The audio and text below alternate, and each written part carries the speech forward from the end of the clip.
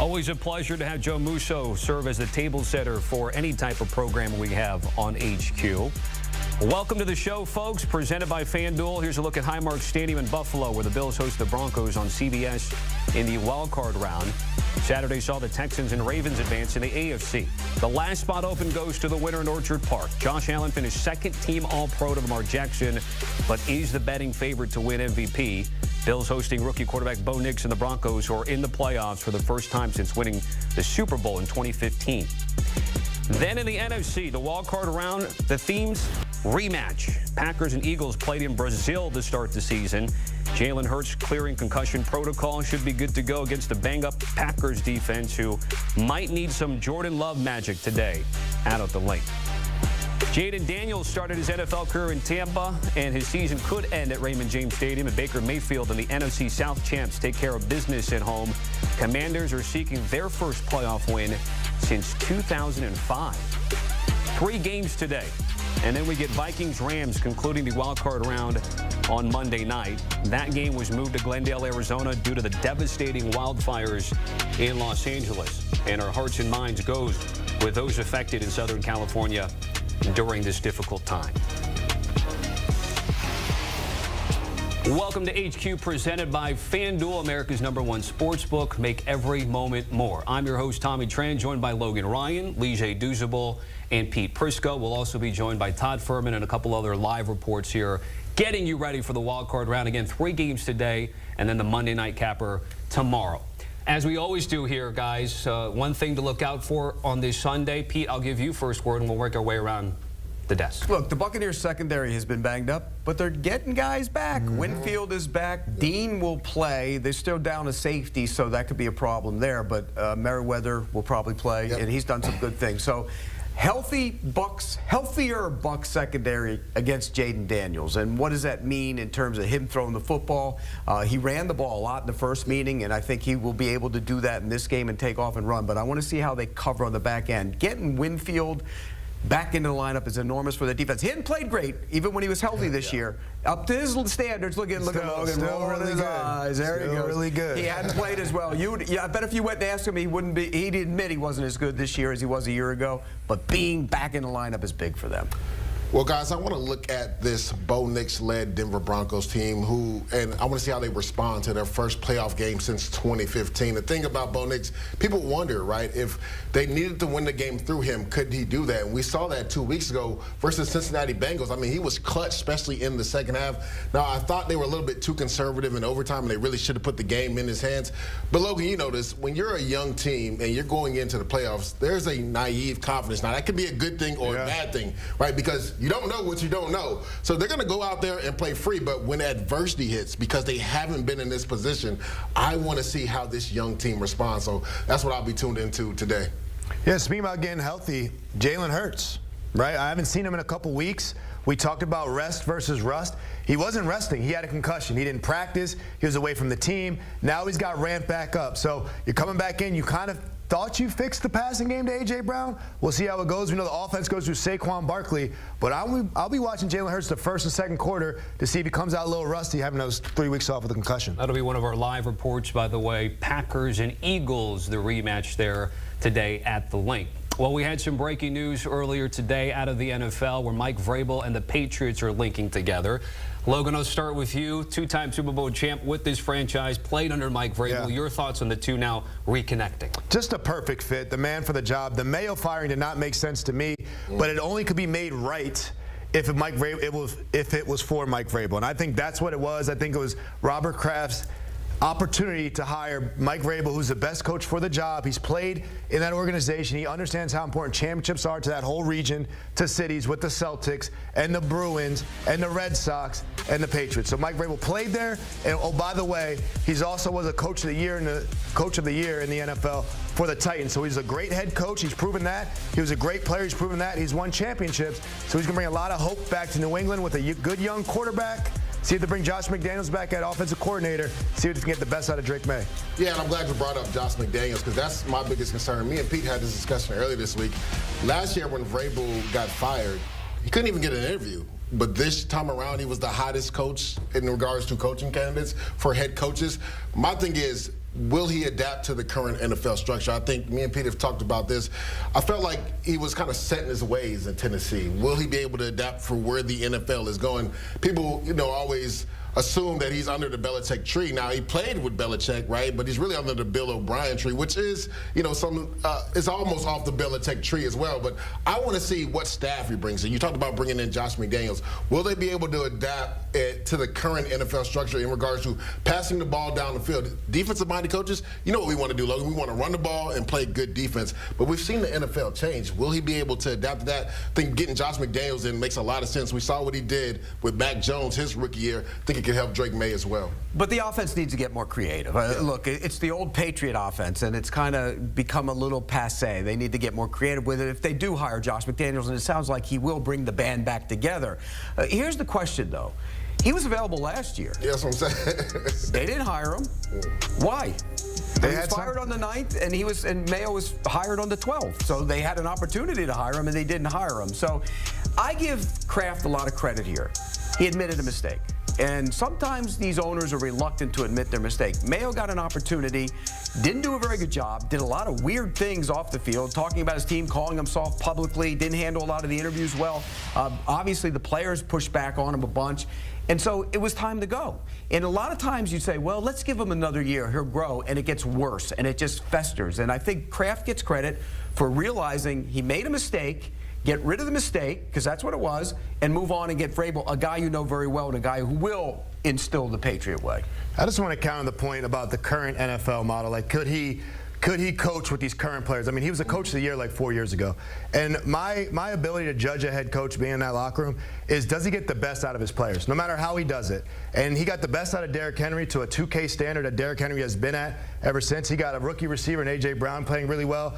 And for not an offensive guy, he got a Ryan Tannehill, who no one would say is a top 15, top 20 quarterback, to a Pro Bowl and playing to a rate that he got a really, really high contract. So when your best players are playing for you or playing well, you're unlocking a lot of potential. I think that's a good sign of a head coach. But he's not wrong about Vrabel and the guy he is. Because, look, LaFleur was there. They had problems. He obviously left, and he's become a good guy. He's had issues with people inside the building, John Robinson being one of them. I mean, they had a major clash.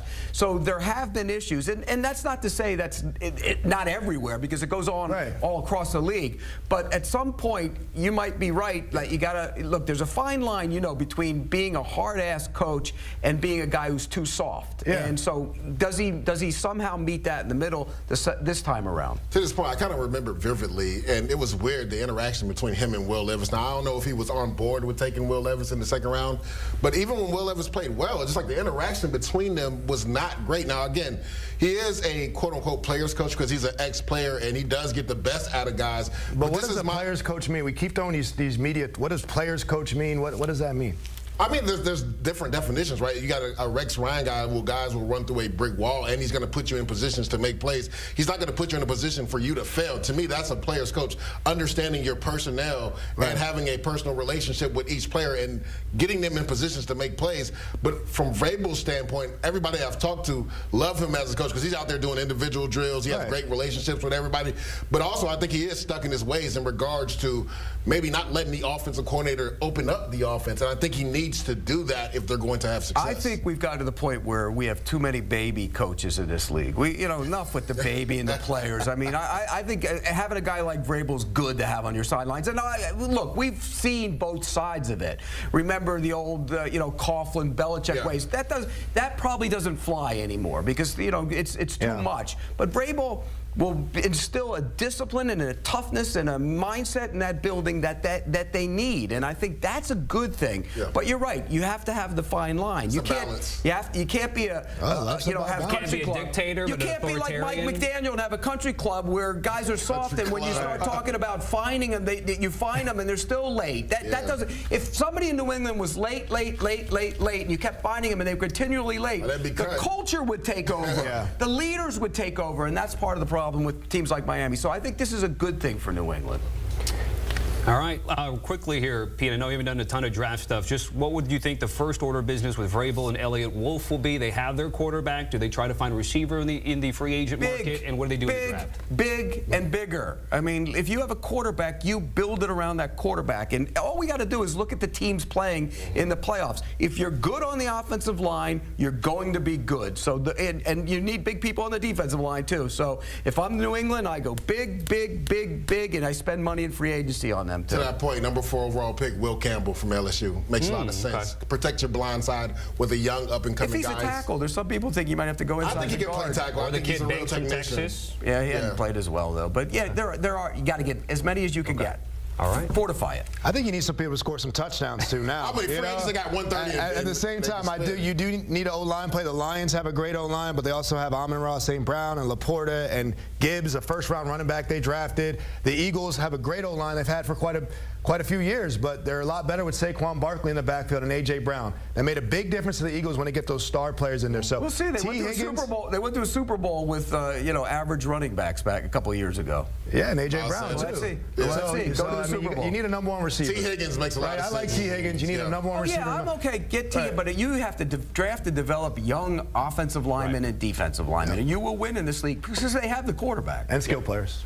Yes, they do. You can find those guys. They're everywhere. All right, so that is one head coaching vacancy that has been filled, and we are highlighting it at the top there with Mike Vrabel in place of Gerard Mayo. There are still, 3, 4, 5 other head coaching vacancies across the league. All right, we'll hit a break. Coming up on CBS, it is Broncos and Bills. Bo Nix doing something not even the great John Elway did. Start a Broncos playoff game as a rookie.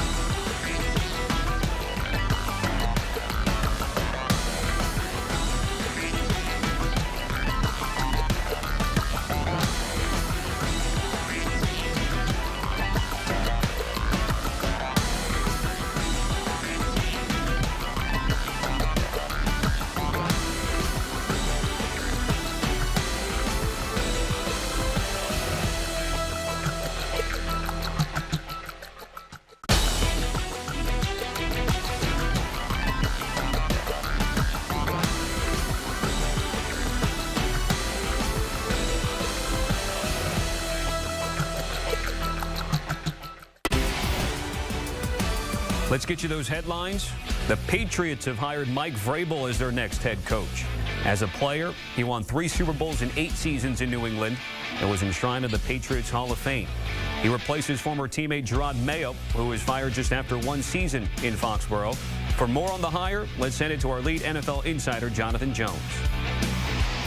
Some breaking news here. Mike Vrabel is the new head coach of the New England Patriots. Just agreed to terms with Mike Vrabel, who, of course, won 3 Super Bowls there in the first part of that dynasty at linebacker. Was the NFL Coach of the Year a few years ago with the Tennessee Titans. Had been out of the game the last year, a consultant with the Cleveland Browns. But he and the Patriots, look, this has been the worst kept secret of the entire NFL. They wanted him, he wanted them, and so now he heads back to Foxborough as the head coach. We'll see about the staff. I've been told Josh McDaniels maybe as offensive coordinator. Wow. He could bring his own personnel person, Ryan Cowden perhaps. And so we will see. But Mike Vrabel, it's a new era in New England. Let's go to hockey, where Cap star Alexander Ovechkin scored his 20th goal this season on an empty netter in last night's win against the Preds. Ovi, the second player in league history to score at least 20 goals in 20 straight seasons, joining Hall of Famer Gordie Howe. Ovechkin now just 22 goals away from breaking Wayne Gretzky's all-time scoring record. Let's get to the Aussie Open. World number 1 Yannick Sinner begins his title defense later today in Melbourne. He'll take on unranked Nicolas Jarry in the first round tonight at 10 Eastern. Sinner won his first career Grand Slam at the Aussie Open last year, taking down Daniil Medvedev in the final.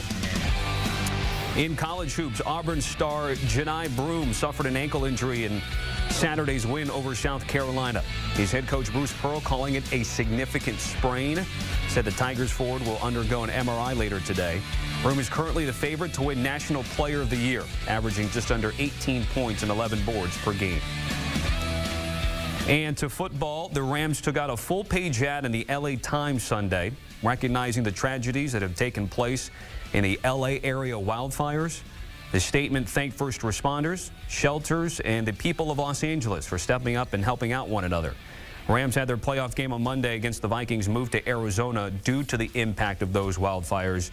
And CBS has partnered with the American Red Cross to support communities in need. The organization said it is staffing evacuation centers and providing supplies. Scan the QR code on your screen for more details.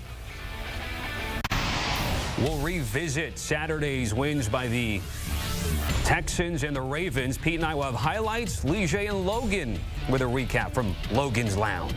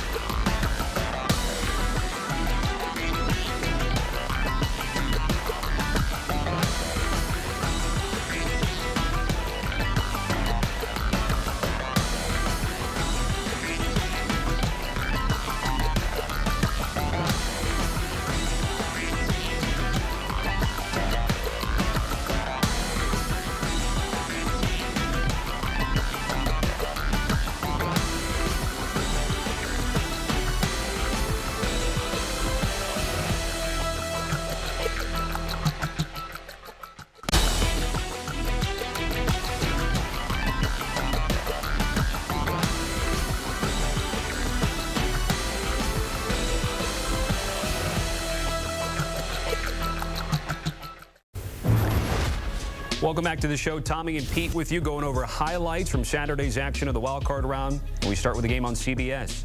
Texans and Chargers. C.J. Stroud and Jim Harbaugh. And after the Bolts came up 6-0, Pete, they kind of let Houston hang around. They really did. They could have put him away early. This is a great play by C.J. Stroud, keeping his head up, firing a guy right in the middle of the field wide open. Big play for them.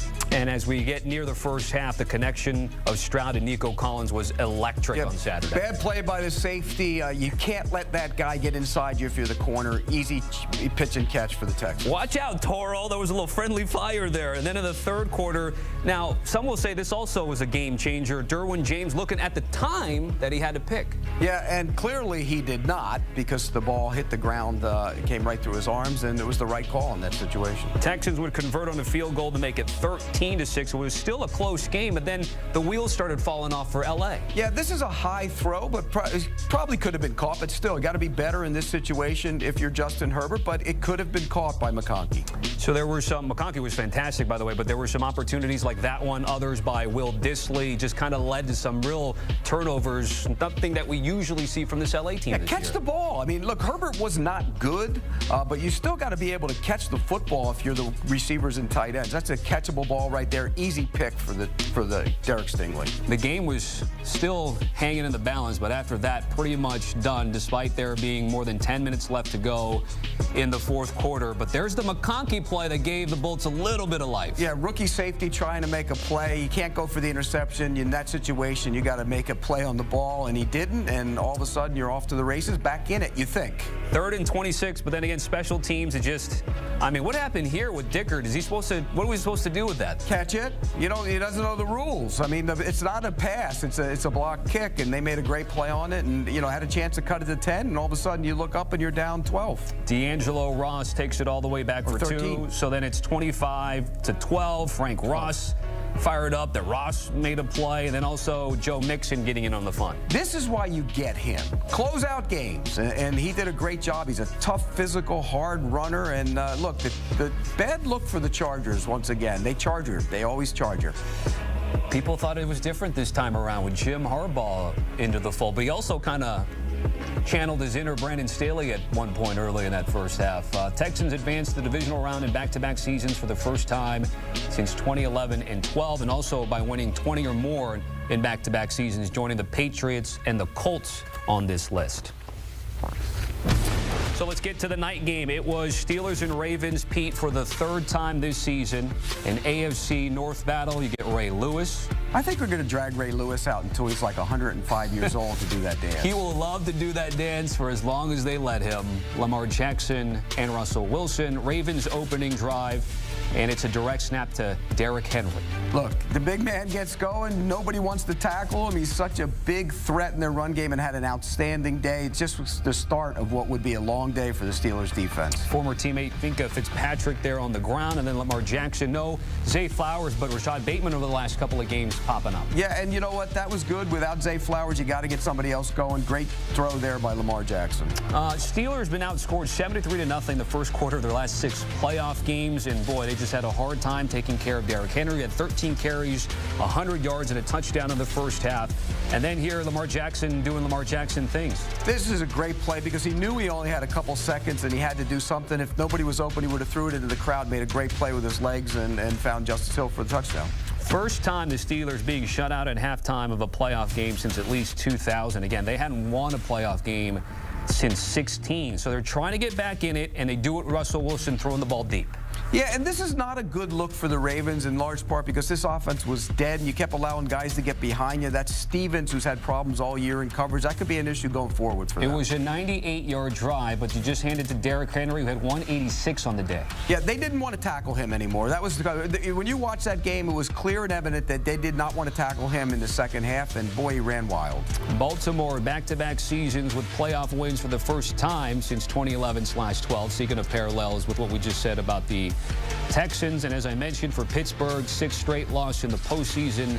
That's the longest streak in franchise history. 28-14 is your final. You see Baltimore highlighted there, most consecutive wins by 14 or more points in a single season.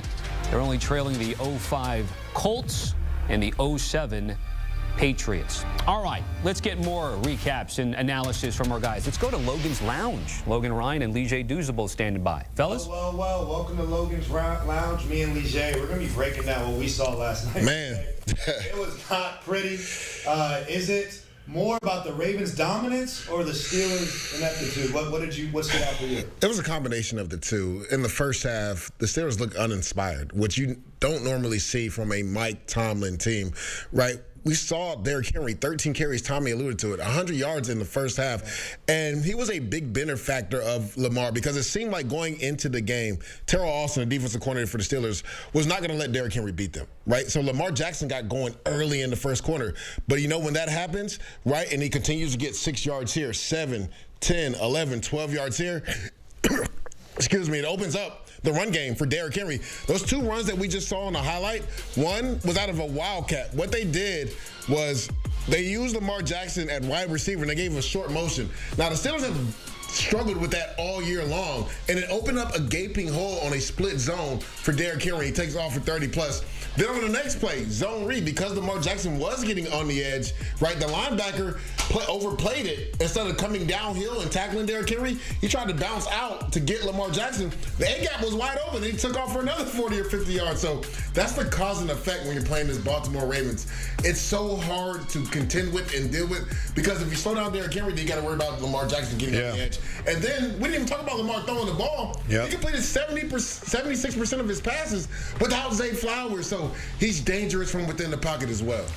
Key points here. Lamar Jackson's had an MVP caliber season. His best season of his career. You add Derrick Henry. They rushed for 299 yards last night. Would have been 300 yards if they didn't need at the end. So they rushed for 300 yards on you. And that is the most humiliating, defeating feeling for a playoff defense. A defense like the Pittsburgh Steelers that have a lot of pride. A team that's built to win on defense. That is a no-no. Derrick Henry, his third career playoff game with 175 yards rushing. He does this. This is not new to him. The Ravens have their closer. Rashad Bateman has stepped up without Zay Flowers. So when Zay Flowers gets back, we didn't see Mark Andrews and likely that much. They still got those. So the Ravens have a lot of good things rolling for them, and they have a defense that can get some stops when they need to. They have some rushers that can get some stops. They got some guys that can play in the secondary. Let's go over to Pittsburgh. What does their future look like? Russell Wilson, is he someone that should be coming back? What about Mike Thomas? His seat's starting to heat up because they haven't won a playoff game in 10 years. So this is the question mark, right, when it comes to Mike Tomlin and the Steelers. And I'm going to go out here and say this. This was not a good football team, right? They were fighting outside their weight class, and people will say, well, that's been Mike Tomlin the last couple of years, but that's the issue, right? Logan, when you go 10-7, 9-8, 8-8, 8-9, right? Well, not 8-9 because he's never had a losing record. 9-8. But that's the thing; they've always been middle of the pack, and he's been able to get the most juice out of the talent that's currently on the roster. I think at some point they got to tear it down and restart. Now, is Mike Tomlin the guy for the job? To me, he's a really good coach, right? His resume says that. He's a Super Bowl winning head coach. He's never had a losing record, but I believe that's 8 consecutive years without a playoff win. So, like, is the message starting to get stale in the locker room? That's the question mark. And why I say that is because the way they came out in the first half, again, they look uninspired. This is a playoff game. Yes, you're coming in on a 4-game losing streak, but you have an opportunity to right the ship in the playoffs versus a divisional foe at that. Right, Logan, those are the games you get up for. That's the team you know the best. And when you look at Lamar, that's the team he struggled with against more than any other team in the NFL. Going into yesterday's game, he had a 2-4 record against them. So that was just a total beatdown. I think their safety, Deshaun Elliott, even talked about that.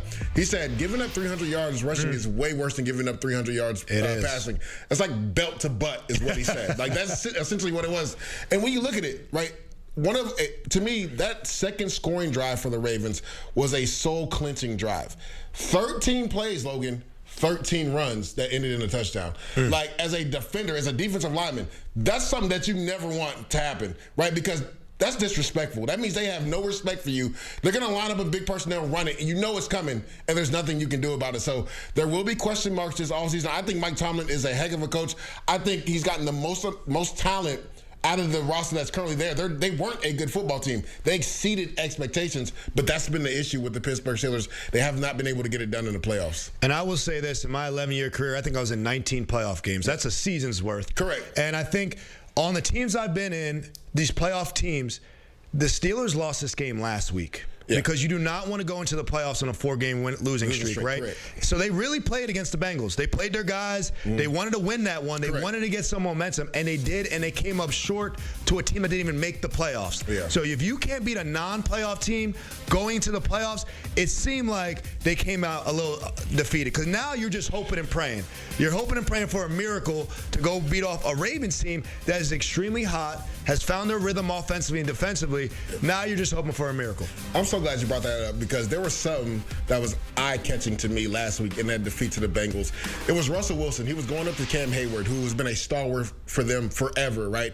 And Cam Hayward was kind of down in that game, and Russell went to him and stood him, looked him in his eye and say, let's go get the next one. Yeah, I know we lost 4 in a row. Let's go get the next one. When guys are looking like that and talking like that and their heads are down, you're right, Logan. I think last week's game had an effect on this week's game, because when you lose 4 in a row going into the playoffs, you feel like it's a snowball effect, right? What can we do to right the ship? What can we do to get that spark? And they just never got out of that funk. Now, I love what I saw coming out of the second half. Russ was able to push the ball down the field on multiple drives. You got George Pickens involved. You got Mike Williams involved. Van Jefferson caught a touchdown. But it was 2 minimum, and it wasn't consistent enough for them to actually get back in the game. Also, their defense just couldn't stop the Baltimore Ravens. So that's the thing you worry about. Again, when it comes to Mike Tomlin, I think he's a great coach. I think a lot of teams would line up if he were to move on via trade, or if they fire him. Yeah. But is the message getting stale because he's been there so long? And also because he's exceeded expectations, they've been in the same place in the draft. They haven't been able to get game-changing players, whether it's the quarterback position or other positions as well. Same thing every year. That's the definition of insanity. Now let's flip it over to the other playoff game, a team that's been inconsistent all year. A lot of our pundits did not pick them, the Texans. I did. You're right. And I did as well. Pete Briscoe did not.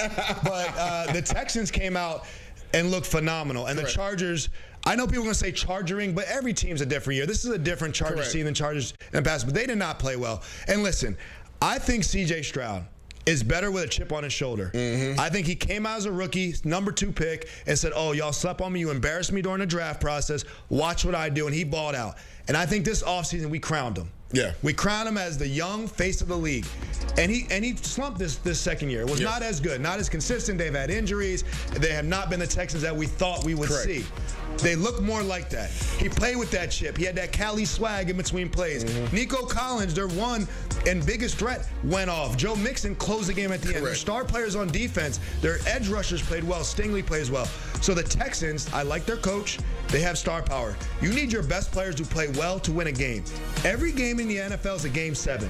And when you go game 7 in a basketball game, you need LeBron, you need Steph Curry, 100%. you need your star players to play well. Their star players outplay the Chargers star players. We can look into all the details of the history and all that stuff. Your star players can come in and win that game for you. They all play well, and Justin Herbert, those 4 interceptions, it's not a good recipe for success. Logan, you hit it right on the head, and this is what I've been preaching all week long when people looked at me crazy for taking the Houston Texans. The Chargers kind of remind me of the Steelers because they've been playing outside their weight class, and they had a very favorable schedule, and people didn't want to talk about that, right? Jim Harbaugh, he just knows how to turn the team around. He knows how to get it done, and I get that. But like you said, when it comes to the playoffs, when it comes to going on a championship run, you got to have guys, right? You got to have frontline starters. And I thought there was a major talent deficiency between the Chargers and the Texans.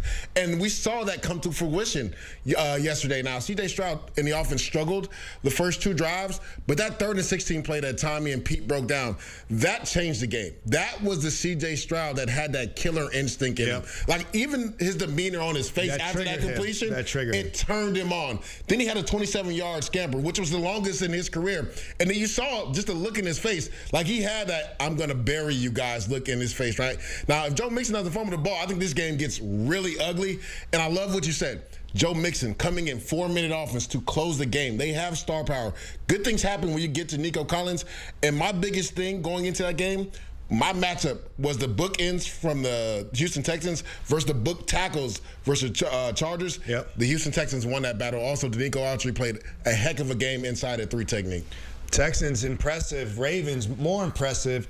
That's us breaking it down. Back to you, Tommy.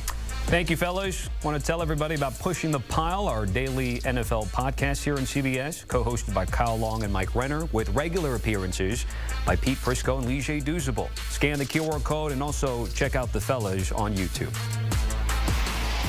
First game of the day is on CBS. It's a quarterback matchup of Josh Allen and Bo Nix. Todd Furman coming up. We're going single game parlay in this one.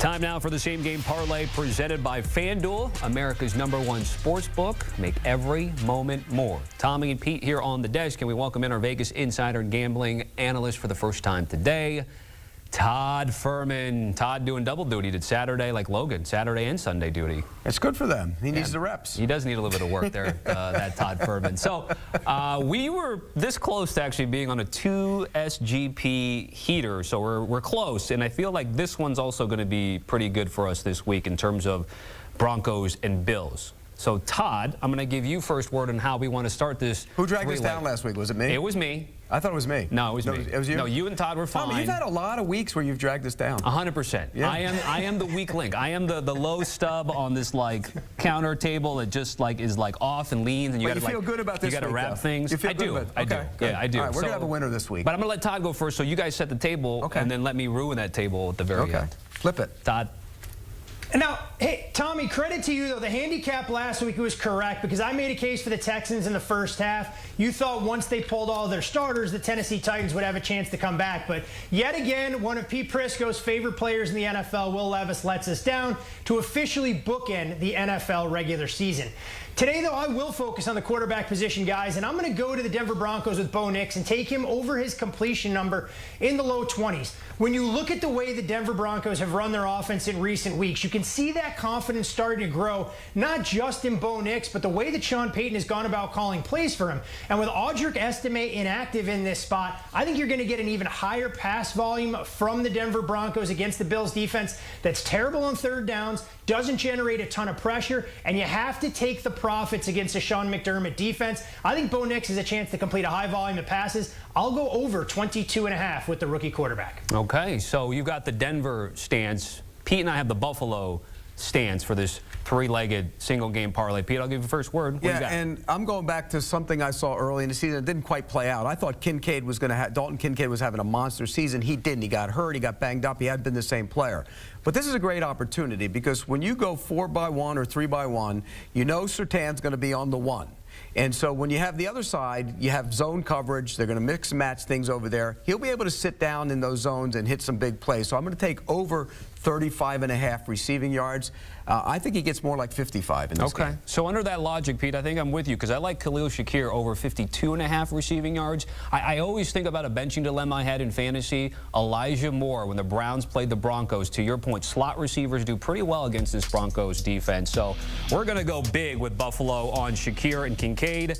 On the flip side, Todd Mack and Bo Nix with the completion percentage, which I think might have actually ticked up a little bit to 23.5. Either way, we're bullish there.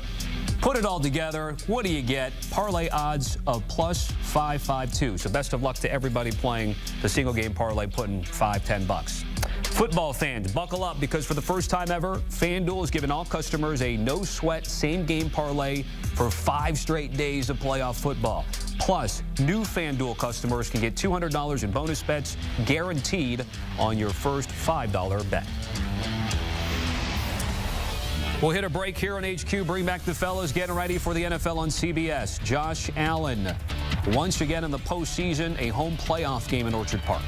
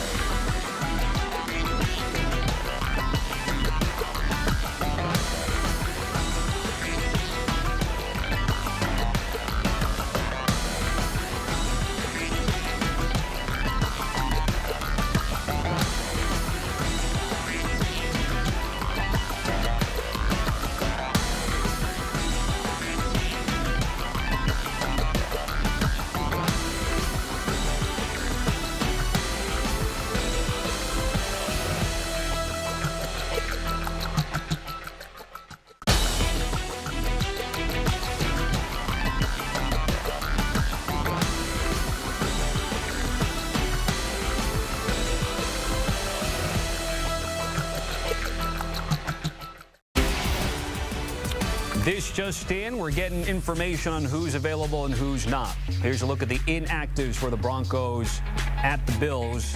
Audric Estime inactive today, part of a couple of banged-up running backs for head coach Sean Payton.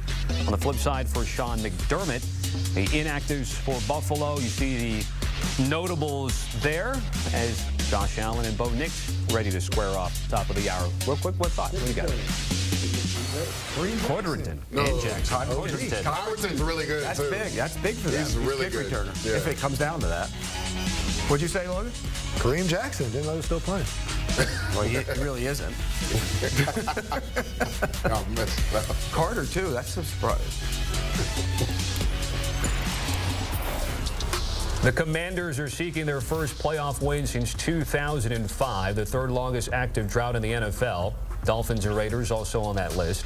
Their last playoff win came in Tampa against the Buccaneers in 2005. That was the wild card round.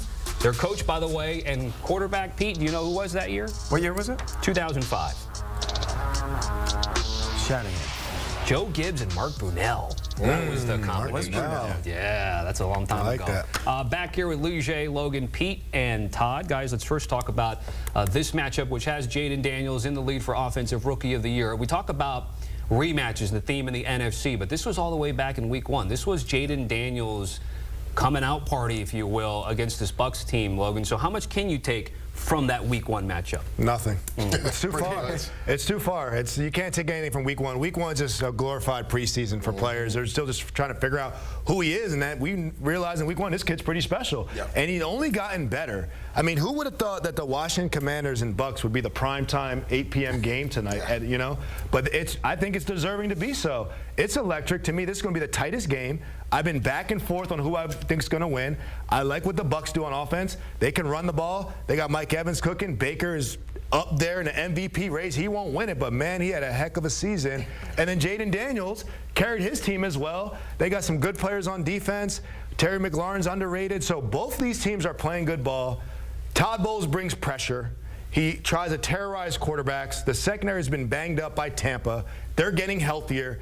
How they affect Jaden Daniels. That kid seems so smooth, such a smooth operator. He's unaffected. So really the game is going to be Todd Bowles. What does he do against Jaden Daniels to get him off track? Because as a rookie, he might be one of the most poised. I'll put it here. He might be the most poised rookie quarterback I've ever seen.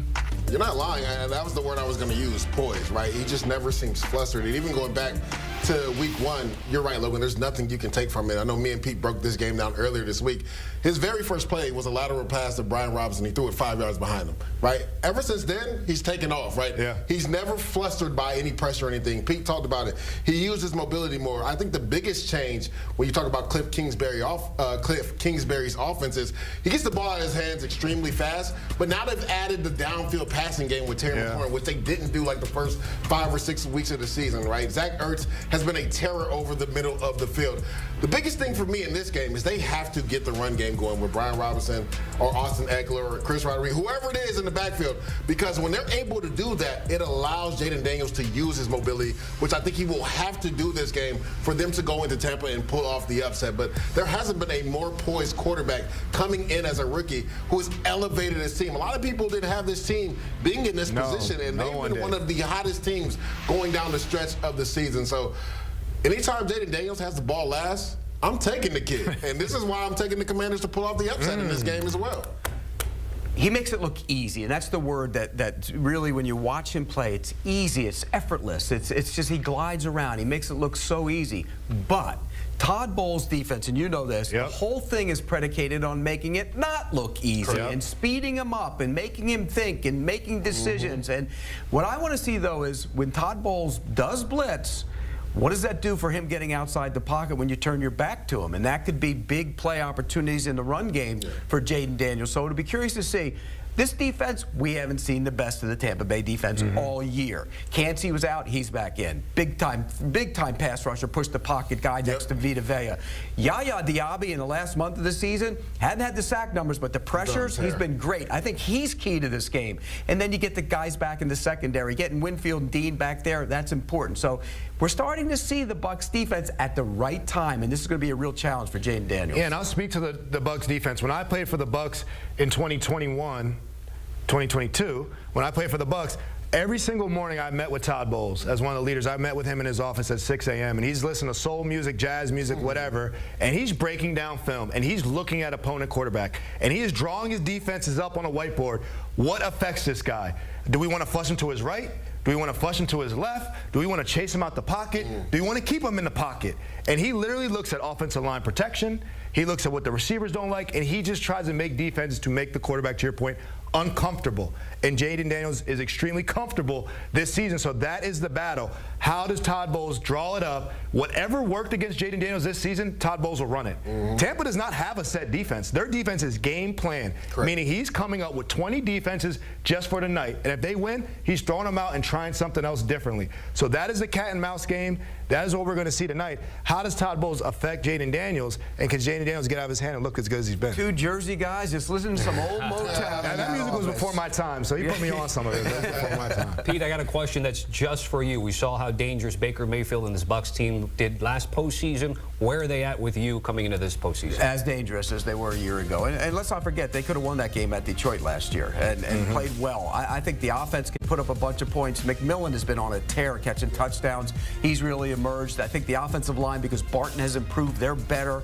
They have really, if they're healthy on defense, there aren't a lot of things that you can really pick them apart. Their numbers don't look great because at times they haven't been healthy. And that's the biggest problem on defense. Offensively, I think they're going to score. They can run it. Bucky Irvin's been fantastic. They have an opportunity to go on a little bit of a run in the postseason. Real quickly, Leger said who wins. Who wins for you guys before I go to Bucks. Todd? I got the Bucks. Okay. Bucks. Homer. Homer. That's from sitting in that office at 6 a.m. Todd, what more can you tell us in terms of what we're seeing, particularly in this game, and what's a good play for you in this one?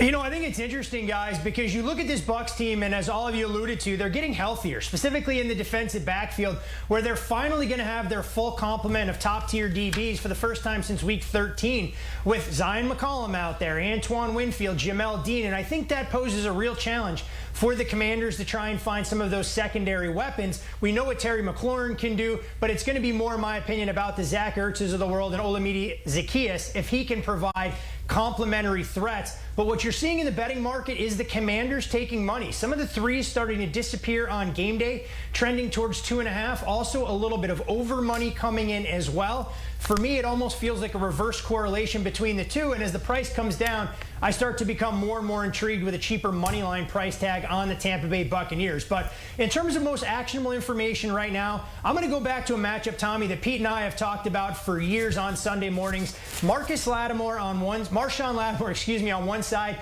against Mike Evans on the other. And I'm going to take Evans under his receiving total in the mid-70s. You look at what Lattimore was able to do as a member of the Saints. And, of course, that is working under the assumption that he's going to be at 100% and be able to finish this game, something he hasn't done often as a member of the Commanders. He really clamped down on Evans, and the one thing we saw from the Bucs offense, they were willing to go to some of their secondary options, and as we've seen the emergence of Jalen McMillan, not just as a guy capable of picking up yards, but also stacking touchdowns, Cade Otton coming back from injury, I don't think Baker has to force the ball into wide receiver one if the Commanders make a concerted effort to neutralize Evans. So I'll take him under his receiving total at 76.5. And as far as the game side in total, curious to see where this market settles, but continues the trend in Washington's direction with some over money coming in as well. Okay, that's a look at the spread and the prop and the movement there. And some analyst guys certainly appreciate a reminder, folks, that we will have highlights of this game and every game of the wildcard round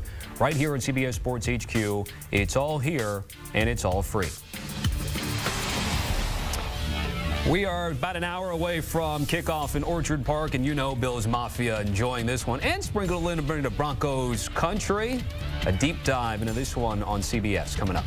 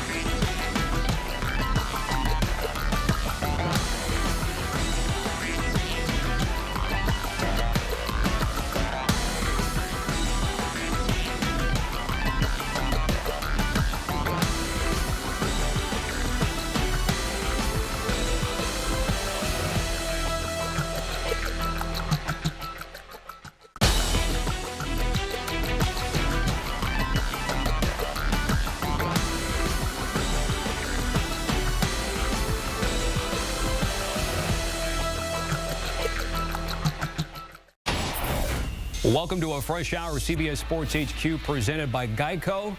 I'm Tommy Tramp. There have been 3 teams to make the playoffs in each of the last 5 seasons: the Chiefs, the Buccaneers, and the Buffalo Bills. This year, Josh Allen getting a lot of the praise for what Buffalo is doing. It's a big reason why he ended the regular season as the betting favorite for MVP. Over the last 4 wild-card rounds for the Buffalo Bills, they're 4-0 with Josh Allen as their starting quarterback. And here's a look at 17 through the years. Growing up, I played pissed off. That's how our coaches told us to play. I was always the guy, and I never had to wait. But in my high school career, no colleges really took the time to visit, and I ended up with 0 offers out of high school. I was devastated, absolutely devastated. Doubts were in my mind. Do I continue football? I knew that, I belonged on a Division I football team, and I was going to do anything I could to, make my dreams come true. Every time I stepped on the field, it was a vengeance mission for me, and I wanted to go attack. I saw red, I saw blood. I told myself I wasn't going to be denied. I was out to prove every team why you messed up.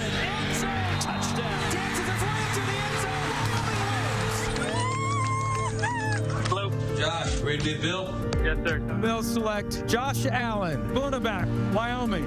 I just want to say thank you to the Bills organization. Going to make them look like they're the smartest people out there. It is intercepted. Real rookie mistake. Are you at all concerned about Josh Allen? Mind-numbingly horrible turnovers. He has to understand how to be decisive. Trying to prove everybody wrong. I just realized that it wasn't about proving everybody wrong, it was about proving myself right. Well, 5 stars tonight, baby. And the beast has been released. Can you say MVP?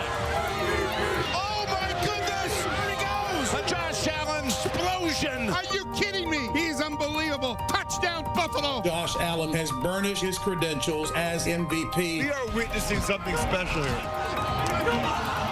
Coming out of high school and having 0 offers, deciding to go to junior college, I think that definitely made me the player and the person I am today. Bills and Broncos on CBS 1 Eastern. Back here with Logan Ryan, Lige Duzable, Pete Prisco, and Todd Furman. Guys, we talk about Josh Allen, the Buffalo Bills, once again in the postseason. But the narrative is it's a little bit different in large part to what Josh is doing. How different is Josh Allen in your eyes in terms of him individually and what the Buffalo Bills are doing in 2024? Well, I played Josh Allen early in his career, 1st, 2nd, 3rd year. And he was a lot of potential, like what a lot of players are. He was size, speed, athletic, didn't know what he was looking at all the time, wasn't an accurate deep ball thrower. But he took that potential and maximized it.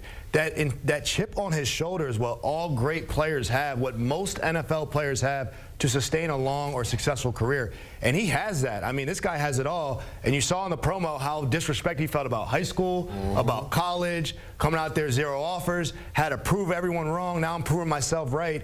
That is what he has to get better. And he has made, I've said on the show before, he has made the biggest leap of improvement from a player that I played against early in his career. I'm like, how's Josh Allen? He's all right. He's not all that. To, whoa, what am I watching? All that potential is unlocked. None of us up here had Buffalo probably winning a division. None of us up here had Buffalo. I did. Oh, Pete did. Had him go to the Super Bowl, too, by the way. Whoa, hold on. Okay, Pete Prisco. I wasn't familiar with your game. Winning the MVP. He did. And Jordan Love and all that other stuff. Yeah, So. well, they're not done yet, Logan. But I'll tell you what, though, Pete was right. He is unbelievable. He is MVP favorite because of the moments that he created for this team this year. MVP-type moments. I think we've judged MVP based on our eyes and how we feel. You watch Josh Allen play. He feels like he's the best player on the planet. He feels like he's the best player on the field this year. And they would be nowhere close without him. Yeah. And he's going to have to – I think it's going to continue throughout the playoffs because he's going to need to carry the team to win these games. He has single-handedly elevated this team. I've made no qualms about it. I thought this would be a rebuild year for the Buffalo Bills. And Josh Allen at times has been Superman, put the cape on his back. You saw it in multiple games where it's the Kansas City Chiefs, whether it's the Detroit Lions, and literally elevated his team because I think there was a talent deficiency going into the season when you look at them depending on Keon Coleman as a second-round pick. Will Dalton Kincaid take that step? He's kind of dealt with injuries, hasn't really taken that step. The one constant for me was Khalil Shakir. I knew he would have a good year, but then he even got banged up as well. So they've been able to run the ball with James Cook. Todd Johnson has been been a godsend for them. Josh Allen called him the best third down back in the league, and he goes to him constantly. Like, there's a real trust factor. So I think Josh Allen has instilled confidence in everybody. That's the biggest thing. When you have a guy that is special, you talked about the traits that he has, but as special as Josh Allen, it really breeds confidence throughout that locker room, and everybody else elevates their game. So that's been the biggest difference between Josh Allen in the past and this year. He's kind of instilled that confidence in each player, whether it's the offensive line, the receivers on the outside, the tight ends, where a lot of people thought they were talent deficient. He's elevated their games and put them in this position. You know, it's interesting because, you know, being there for 2 days, and I spent 2 days there this summer, and watching him, talking to everybody around that team, the one thing they said was, the ball's getting out of his hands quicker. He sped up. Remember, Joe Brady took over the offense mid-season last year, and so they were kind of learning each other on the fly. He went in, he was much more comfortable with the offense, and you could see it during practices. The ball was getting out. He wasn't running as much. In fact, he was telling people, I'm not going to run as much, and they all looked at him and said, sure you will. You're a psycho once the game starts, and he still runs. But the bottom line is, I think the offense suits him. He's become a guy that sees stuff before the snap, where in the past, and you played against him, it was reacting after the snap. Right. Now it's pre-snap, and that's the biggest difference with Josh Allen. And you're right, he's carried this team, which is why he should be the MVP. Now, whether he wins it or not, who knows? But that, for him and Lamar Jackson, that's a side thing. You know what the most important thing is? One of those guys has to get to a Super Bowl. And that's the issue right now for both of those guys. But I think Josh Allen, this is his moment, this is his team, and this is his opportunity to really take this team and go forward. Todd, let me bring you to the conversation. About 6 weeks ago, Josh Allen was the odds-on favorite to win MVP. Then Lamar Jackson came on late the last 2 weeks. Where do we stand with the MVP discussion in terms of the betting space at the moment? You know, last check, Tommy, before the odds were pulled off the board, Josh Allen was still the overwhelming odds-on favorite. You saw prices at FanDuel upwards of -260 to -280 going into the Week 18 regular season finale, where we knew Josh Allen wasn't going to play, and Lamar Jackson had the opportunity in that Saturday game to cement that NFC North title for the Baltimore Ravens. But what's interesting, and you look at the betting market, they get new information that factors into these numbers all the time. So as soon as the AP All-Pro team was announced, those MVP odds came off the board, and I haven't seen them reposted since. I think a lot of odds makers operating under the assumption that given how that voting broke down with Lamar as the overwhelming winner in that department, that they felt they were only going to see one-way traffic. So it's anybody's best guess when the MVP award does get handed out if Josh Allen can end up atop the podium there, having been the odds-on favorite, but a little bit of a curveball thrown in there. And kind of building on one of the points you guys made in mentioning Josh Allen and his legs, you look at what he's done this year in high leverage games against the Rams, where the Bills had to try and fight from behind, against the Lions the following week. That's where you saw his running acumen on full display. 10-plus carries in each of those games, 60-plus rushing yards. But credit odds makers, they've adjusted up his rushing totals for the game today, typically priced in the low 30s. You're looking at Josh Allen as high as 46.5 here, so they're not giving it away if you want to back Josh Allen and his legs. Logan, let me ask you a question that piggybacks off of what Pete said. Both Lamar Jackson and Josh Allen seeking that Super Bowl appearance. What will define success for Josh Allen and the Buffalo Bills this year? I think getting to the Super Bowl, getting past Mahomes. Okay. You got to get past Mahomes. You can get to the Super Bowl, and if they win it or don't win it, I think obviously winning it is just a legacy stamp for all these guys. But if he gets past Mahomes and gets past this Chiefs dynasty, stops the three-peat, I think that everyone in the NFL will love him for that. And Joe Burrow has done that, and that's why I think we all love Joe Burrow, because he can go up in Arrowhead and not have a problem and have some success there. So he's got to go win in Kansas City. I think if either of those two can do that, we'll look at them much differently after that. Lee J, let me ask you something in terms of Von Miller, who Buffalo got a couple of seasons ago to be the difference, to get them to the Super Bowl. He got hurt, they didn't. Correct. But he has a chance to do it now against his old team in which he won in Super Bowl 15 was MVP. And Pete, he's actually come on the last couple of weeks. Back-to-back weeks with sacks, and even go back to the third week 3 weeks ago, constant pressure off the edge versus the New England Patriots. So he seems like he's getting healthy at the right time.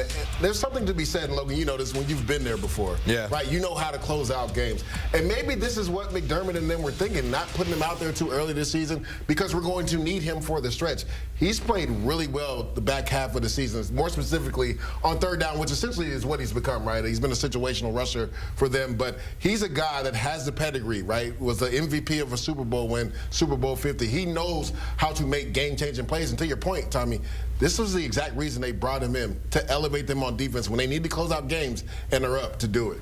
What we talking about yesterday is the pass rushers show up. Veteran pass rushers usually show up in the playoffs. We saw Joey Bosa got a sack early in that game. Joey Bosa didn't have a great year this year, but veteran pass rushers, aside from T.J. Watt, who hasn't been seen in 3 games, usually show up. Right, they usually show up in playoff games, and that's why I think it's important for Von Miller. They kind of limited his snaps this year, in large part for this, to make the push. Here's the other thing. The Bills haven't had their 2 linebackers together. Milano and Bernard have been banged up, you know. Various times of the year. Yeah, and they've been run on in large part because those guys haven't been there. They're healthy now, and I think that's a big thing for their defense. Okay, it'll be interesting to see how it all plays out, because also we talk about Josh Allen and the MVP type season he has right now. Buffalo has that offense. Denver's got a task to stop it. Where Jay Feely, who's part of the broadcast team for this game, caught up with Zach Allen before the game ahead of Denver and Buffalo.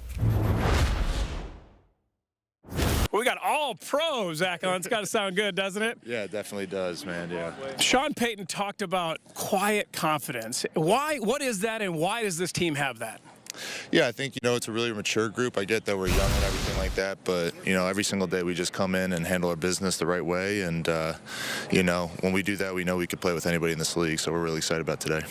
Your defense, you led the league in sacks, you led the league in pressures, but it's a little bit different this week. It's disciplined pressure. So tell us what that means and how you stop Josh Allen. Yeah, I mean, if we can keep him in the pocket and, you know, when he's able to get out, you know, that's when all of his magic kind of happens. So, you know, it's, you know, if we can get him to kind of make errant throws, it might not be a sack, but if we're able to kind of do that and our DBs are able to cover, we'll be able to win this game. What have you seen from Bo Nix this year? Just the confidence from the slow start to now. How has he matured? Yeah, no, he's been awesome. He's Mr. Consistent, and, you know, we're so thankful to have him as a quarterback. And, you know, for being as young as he is, he's, you know, one of our leaders, and we're really glad he's on our side. Appreciate it, Zach. Good luck today. Thank you very much. Lee J, I need you to translate what Zach was talking about, and what chance do you give them accomplishing that? I give him a really good chance. Me and Pete were actually talking about this. Now, I know people are talking about this game because it's strength on strength. When you talk about what the Denver Broncos can do at a high level, and let's get to the quarterback. Yeah. They led the NFL in sacks, and Buffalo has given up the least amount of sacks. So Zach Allen said it perfectly, right? We have to disrupt Josh Allen, and that was my matchup, right? Pass rush lane discipline. Josh Allen is the most dangerous man on football when he gets outside the pocket or steps up in the pocket to either run or throw the ball down the field. They cannot allow him to get out to his right, and they cannot allow him to step up, because that's when he can really hurt you. We saw it multiple times where it's finding Ray Davis or Ty Johnson or even Keon Coleman down the field on off-platform throws, and I guarantee you Vance Joseph is telling his defensive line, guys, we've rushed together as one unit. Everybody's been able to eat. You saw right there, Zach Allen, 8.5 sacks. John Franklin Myers, 7 sacks. You got Nick Bonito, who's an all-pro, 13.5 sacks. We have to rush as one unit. We cannot allow this guy to step up in the pocket or step out of the pocket. That's the biggest thing. And the next biggest thing, Tommy, I'm looking at the key matchup in the slot, right? Jaquan McMillan, I like him a lot. A lot of people say he's had some struggles here and there, but he's going to be matched up with Khalil Shakir, and that's who Josh trusts the most, especially on the money down, on third down. Whoever wins that matchup, it's going to go a long way in winning this game. Here's another interesting thing about this defense, though. And they're overachievers. They played great this year, and kudos to them across the board, because they're probably better than most people thought they would be. Correct. But with a pass rush as good as they have, and Patrick Surtain as good as he is, he's the best corner in the league, you would think that they would stop completions, right? They're 28th in the league in completion percentage against. So they're not that great in terms of their pass coverage as you would think. So he's going to, and by the way, this will work against them in this game. There's not really a number one. Not a true one. Yeah. So Patrick Surtain can go over there. Who's he taking away? I think they might move him around this game. Well, we'll see. But the other guys, that's where it's going to come down to. How do you stop those other guys? Because the others that he's not on, and there is no number one. You know, if he's playing Jamar Chase, he goes on Jamar Chase. There's no number one for the Buffalo Bills. Although you like Cooper a lot, there really isn't a true number one. But so that works against them, I think, in this situation. It's just the matchups, right? And that's how the playoff game is. I compare it to a Game 7. Like, what are the matchups? The pass rush discipline. Yes, Josh Allen is magical when he gets out the pocket, and he's special. But he's pretty special in the pocket, too, and he gets the ball out quickly. So as good as that pass rush can be with sacks, he's going to get the ball out quick. Pat Surtain, our best player on defense, will take away your number one. We'll take away half the field. The Denver plays a lot of zone coverage, is why the completion percentage is high. That's how they want to play. But regardless, the Bills' best player or best matchup is in the slot. That's where Pat Surtain does not go a lot. So they spread the ball around. So when you have a number one corner, but you're going against an offense that spreads the ball around, that's just not a great matchup for you. So Denver, I think, is going to play well. I think they'll come out ready to play. I like Bo Nix. Coach has been there before. He's going to – it's all about coming down when adversity hits, who blinks. Correct. Right? Sean Payton might not blink, but will his players blink? Players, yeah. They haven't been there. We saw the Chargers blink yesterday. Right? We saw them blink. Yeah, and once you blink in a playoff game, then you start pressing. Then you start. It's a battle of patience in the playoffs. So can the Broncos, if they don't start off well, stay patient and stick with it, or will some of these young players start to blink? Von Miller's not going to blink. Yeah. He's been there before. So I like Denver. They're a good team. They're well coached. They got a bright future. I just think it's a tough matchup because their strengths match up against the Bills' strengths. It's not going to be an advantage for Broncos. And it's a rookie quarterback on the road. I mean, you have in a tough place, though. You've played there. It's really tough to play. That's a tough place to play. They throw things at you there. Snowballs and others. For sure. Yeah. Todd, in terms of the spread, this and the Ravens game, the biggest on the board in Wild Card Weekend. 8.5, although I did peek. There are some, I think, 7.5s out there in the market. What do we make of the movement as it stands right now, and what's the best play for you? Yeah, a little bit of one-way traffic this morning coming in on the Denver Broncos here as the number trends towards 7, Tommy. Speaking of bookmakers, I can tell you they would love nothing more than the Broncos going into Western New York and pulling off the outright upset. A lot of teaser and moneyline parlay liability that started on Friday night with Ohio State taking care of business in the college football playoff semifinal, rolling it into the Ravens yesterday with this the final leg to close things out. I'm on board with this Broncos movement here. The guys talked a little bit about Denver's ability to generate a pass rush kind of being the key component of this, but Buffalo, who has been as stout as any team in the league, not just this year, the last couple seasons, protecting Josh Allen, there may be some coverage busts and some opportunities for some big plays, but I also have questions about this Bills defense that hasn't exactly played up to some of those expectations coming into the year. You look at that third down defense towards the bottom of the barrel in the league, and given the fact that Denver elects to make Audric Estime a healthy scratch, tells me we may see a much more pass-happy approach trying to stay ahead of the down and distance. I think Denver finds a way to hang around and maybe has an opportunity to pull off the most surprising upset of the weekend late if Bo Nix can elevate his game to the moment. All right, we got to hit a break, but Bills still get through? I initially liked the Broncos during the week, and I kind of come off. I'm taking Denver to cover. I think it's just overwhelming for a young quarterback on the road in that place. I don't do spreads. The first 8 minutes is going to be paramount for Denver in this game. Okay, for sure. That's what we'll be looking out for coming up top of the hour on CBS. A reminder, Broncos at Bills. If you don't catch it on CBS, we're also streaming it on Paramount+. So you saw the graphic there. Denver 0-4 straight up and against the number in their last 4 playoff games. But you know what? Bo Nix was not a part of any of that. Chance to rewrite it or write a new chapter in Denver lore.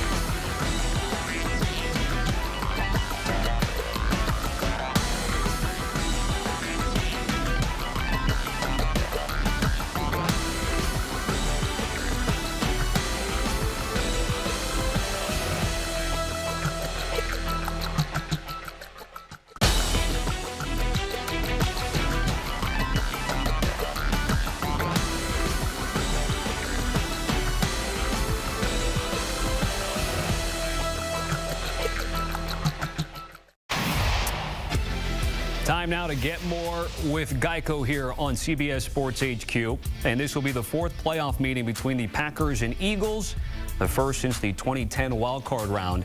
That was a good year for the Packers, who won that game and won the Super Bowl that season. Green Bay hasn't been back to the big game ever since. It is a rematch of the season opener, not just for these two teams, but the entire league, as they opened up Sao Paulo, Brazil, with Packers and Eagles. And we've got Lauren Helmbrecht joining us here once again on the program to give us a preview on this game. And first and foremost, Lauren, we got to talk about Jordan Love. When it happened, everybody thought maybe it was the pinky or hand, but it is the elbow. What's the latest there?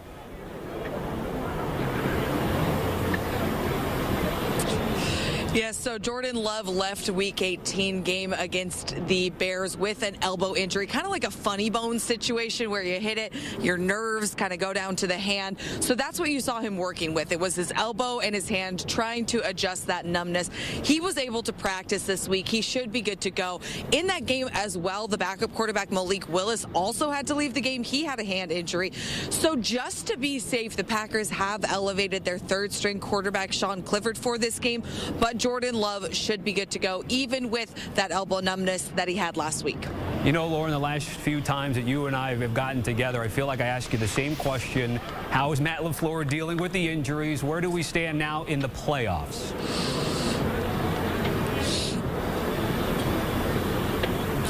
Well, the Packers are going to be without two of their key players. Christian Watson tore his ACL. He is done for the season. And then Jair Alexander has been put on injured reserve. The cornerback could be available to return for the Super Bowl if the Packers can make it there.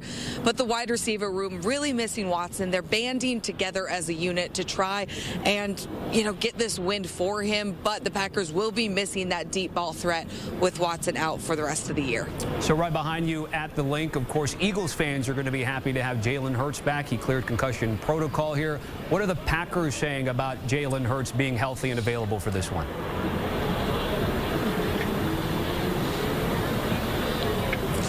Well, the Packers are saying if you're going to play Jalen Hurts in the playoffs, you want to do it early, especially when he's returning from concussion protocol. He's only had 4 passing attempts in nearly 4 weeks, so he's still a little rusty. But Nick Sirianni brought the Eagles to Lincoln Financial Field during practice this week on Wednesday so that they could emulate that game day environment. But even if Hurts isn't at top speed, the Packers know they need to keep an eye on Saquon Barkley, obviously leading the league in rushing, an MVP caliber back. So Green Bay's defense has a lot to contain when it comes to both Hurts and Barkley. And, oh, yeah, I'm not even talking about their wide receivers. Lauren Helmbrecht joining us from Lincoln Financial Field. Lauren, certainly appreciate it. Enjoy the game. And thanks again for hopping on CBS Sports HQ. 3 games today in Wild Card Weekend. Again, upcoming after Broncos and Bills on CBS. You got Packers and Eagles, Commanders and Bucks. Cap things off Monday night, Vikings and Rams from Glendale, Arizona.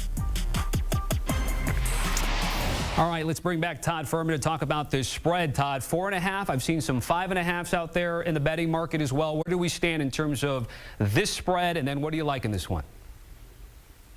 It's been interesting, Tommy, to monitor the line movement on this game kind of all week since the numbers were first available at FanDuel. They actually opened one of the shortest prices in the market at -3.5, minus $1.20. That number didn't last long, and we've kind of hovered in no man's land since that point.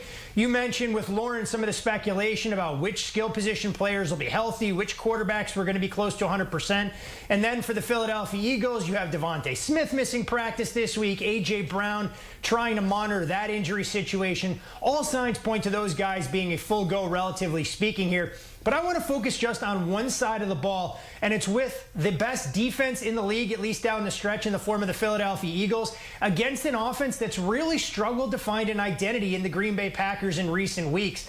I'm going to take the Packers team total under 20.5. I look at this Green Bay attack, and so much of it is predicated on getting Josh Jacobs going, running between the tackles. I'm not sure that's a luxury they're going to be afforded against a rested Philadelphia defensive front. You look at how Vic Fangio has worked with those young defensive backs that have really come of age. And I think the fact that the Green Bay Packers don't have a true #1 receiving threat works against them in a game like this. I mean, you would have said Jaden Reed was that guy coming into the year, put up video game-like numbers in the season opener, but it really has been an afterthought. I think Philadelphia's defense makes life extremely difficult for Jordan Love. Plus, we don't know how that elbow is going to hold up with accuracy. I think the Packers struggle to get to 3 touchdowns. I'll take their team total under 20.5. Okay, best of luck to Todd Furman, and best of luck to all of our players today in the NFL playoffs. If you're a new subscriber to Sportsline, you can join and get 60% off the annual plan. All you have to do, scan the QR code, get in there, and use the promo code WINNERS. All right, just over 30 minutes there. That's a look at Highmark Stadium from high above. It's Broncos and Bills on CBS, and as Todd said earlier in the show, there's some late money on Denver, although it's still about a 7.5 to 8 point spread.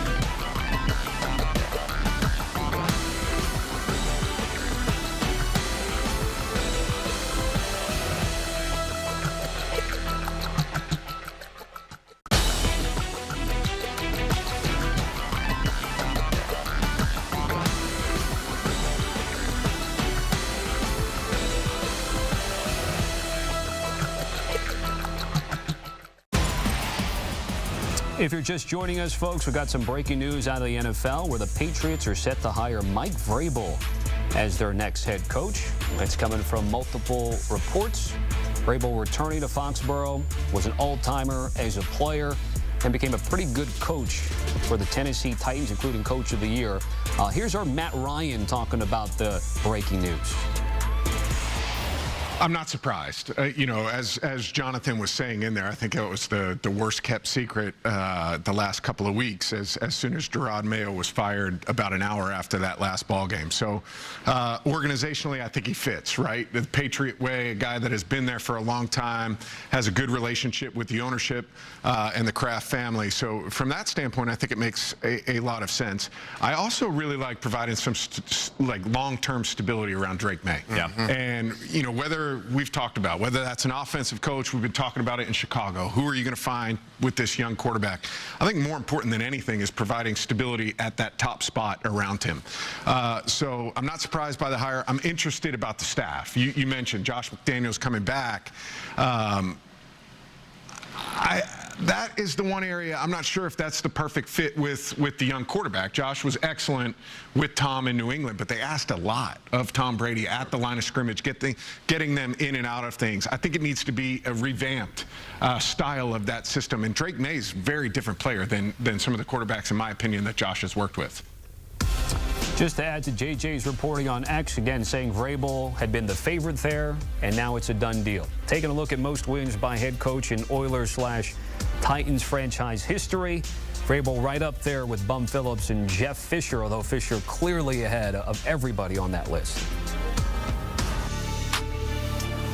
Well, it's best bets time, and Saturday didn't go the way of producers or Pete Prisco. Pete had taken the 9.5 against Baltimore, although there was a chance for a little oh me, oh my, oh Pete Prisco. They had the ball with a chance to get the back door, and of course, I picked them, so they didn't. That does not help your overall record for best bets, which, to be fair, mine has not been great as well. You and I have been pretty much anti-Kyle Long and Chris Hassel at this point.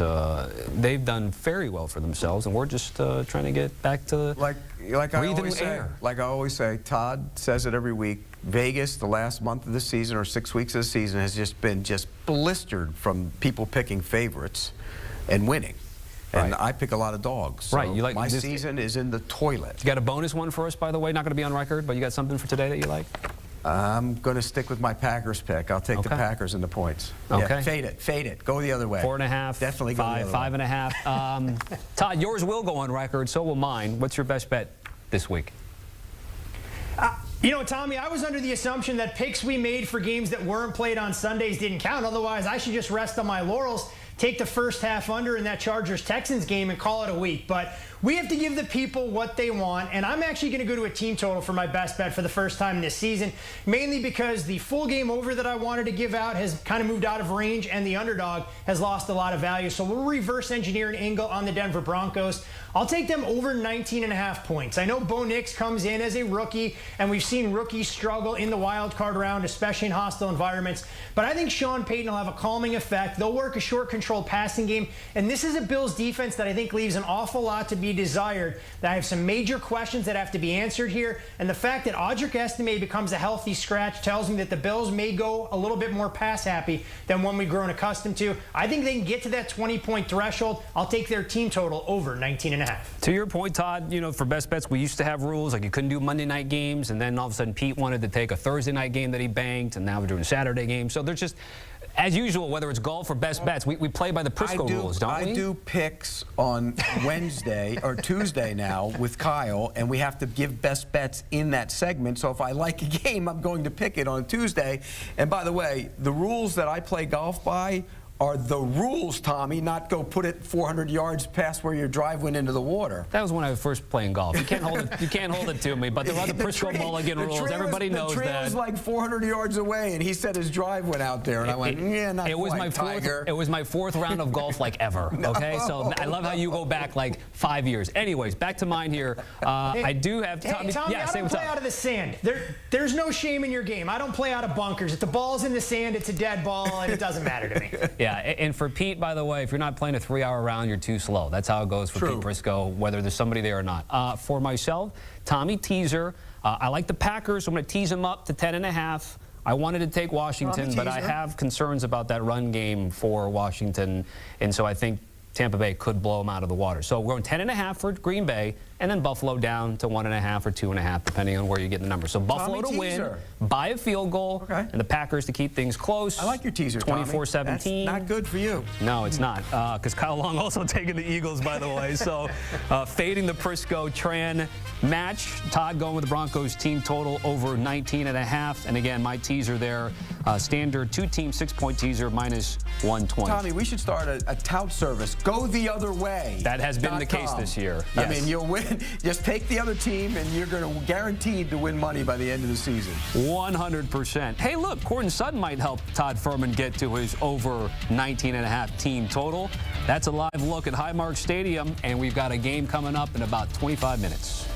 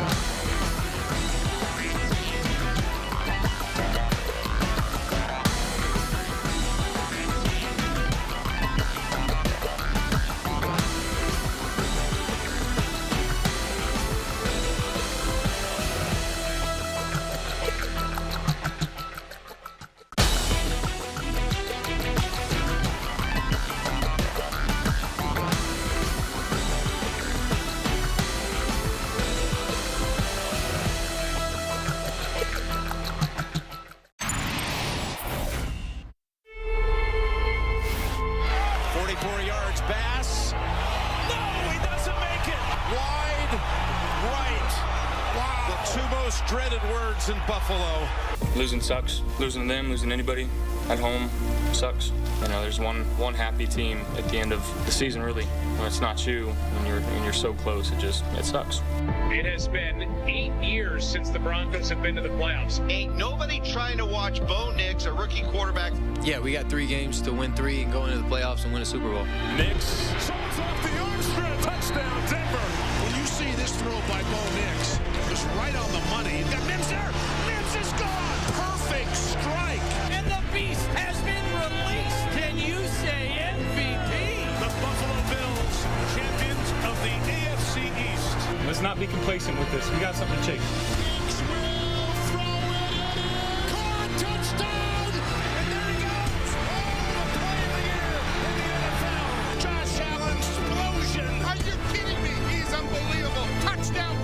And Denver at Buffalo, you can bank on it. It's going to happen. Everything we work for is right here. Let's finish. Let's go. Why not be legendary?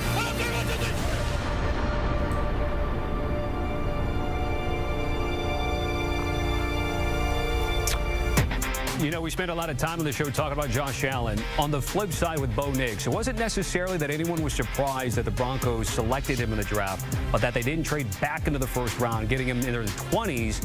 They got him, they wanted him, and he's paid them back with this playoff berth. And you see the stats. Anytime you're on there with Breeze and Rodgers, that's a good list. Lige and Logan, how are the Broncos getting it done?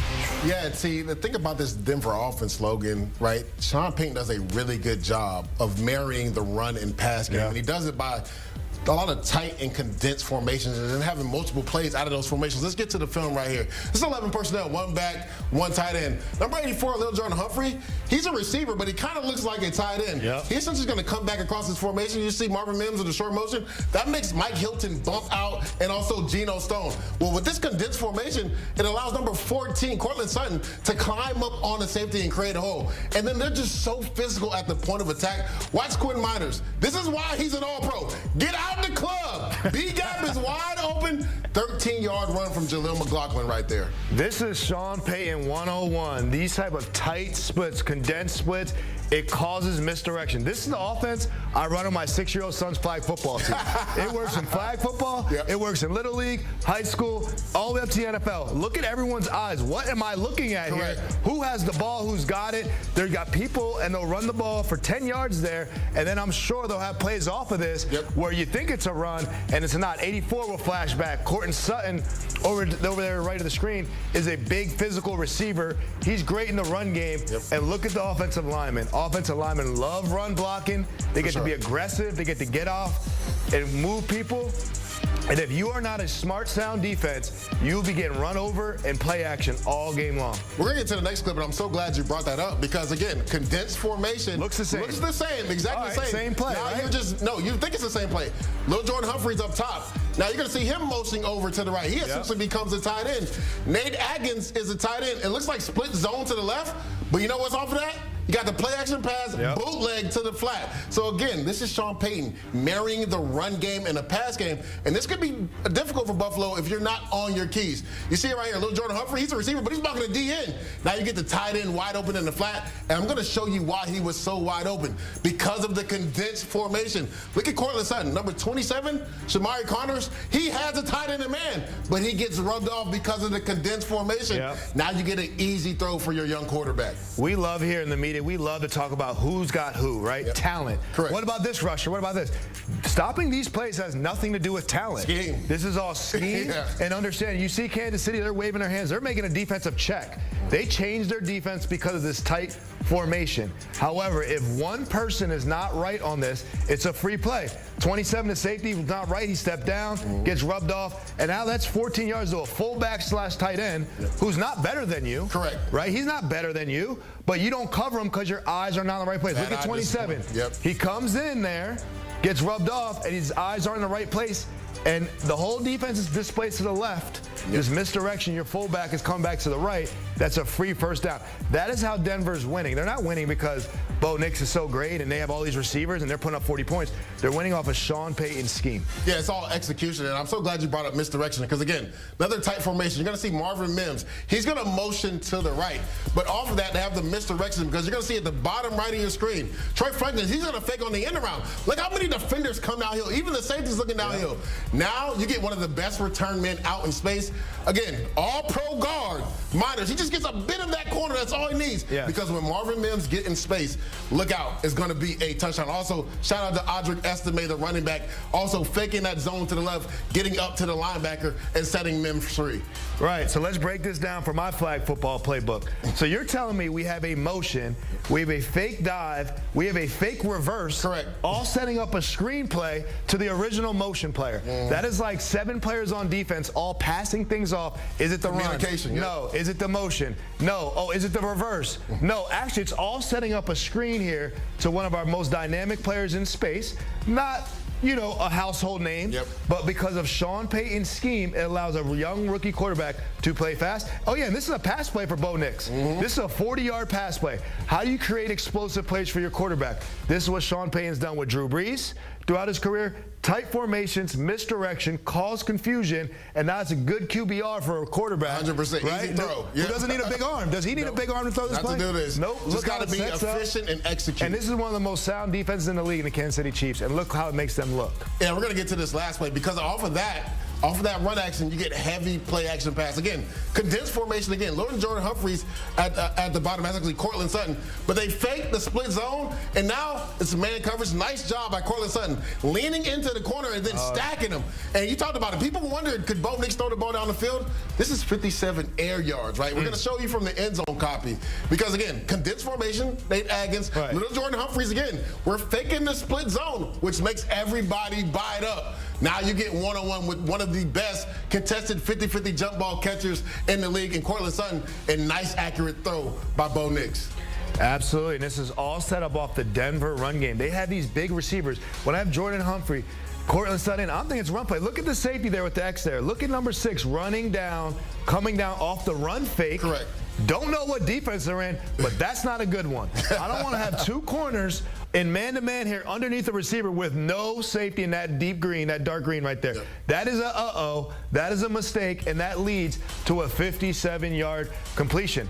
And like I said, has nothing to do with talent. These are players that are believing in their scheme. You have a great play caller, and this is why you need to have a great play caller and a great scheme guy to build around a young quarterback, because he can create 57-yard pass plays. That's easy for Bo Nix. High school quarterbacks can make this play. It's a long throw. Look how much space he has to make that catch. That is all the Sean Payton effect year 1 with Bo Nix, Sean Payton, a lot of misdirection. It works in flag football as well. And that's why if you're the Buffalo defense, right, you have to be able to communicate, because this Denver offense is executing at a high level. And like you said, they don't have the quote-unquote talent on that side of the ball, but what they do well. And Sean Payton marries the run game and the pass game. Back to you, Tommy. All right, guys, appreciate the breakdown of the Denver Broncos, and Sean McDermott tasked with stopping Bo Nix and that offense. Coming up top of the hour, Bills, by the way, committed just 8 turnovers this season, tied for the fewest in the Super Bowl era with the Saints from 2019.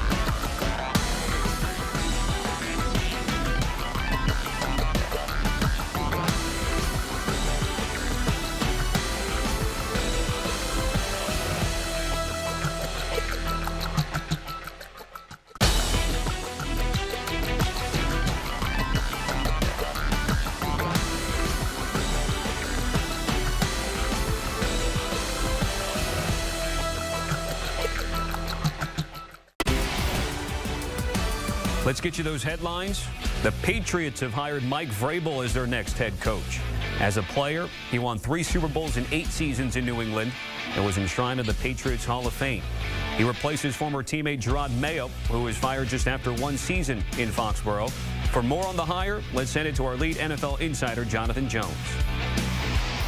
Some breaking news here. Mike Vrabel is the new head coach of the New England Patriots. Just agreed to terms with Mike Vrabel, who, of course, won 3 Super Bowls there in the first part of that dynasty at linebacker, was the NFL Coach of the Year a few years ago with the Tennessee Titans, had been out of the game the last year, a consultant with the Cleveland Browns, but he and the Patriots, look, this has been the worst kept secret of the entire NFL. They wanted him, he wanted them, and so now he heads back to Foxborough as the head coach. We'll see about the staff. I had been told Josh McDaniels maybe as offensive coordinator. Wow. He could bring his own personnel person, Ryan Cowden perhaps, and so we will see. But Mike Vrabel, it's a new era in New England. Let's go to hockey, where Cap star Alexander Ovechkin scored his 20th goal this season on an empty netter in last night's win against the Preds. Ovi, the second player in league history to score at least 20 goals in 20 straight seasons, joining Hall of Famer Gordie Howe.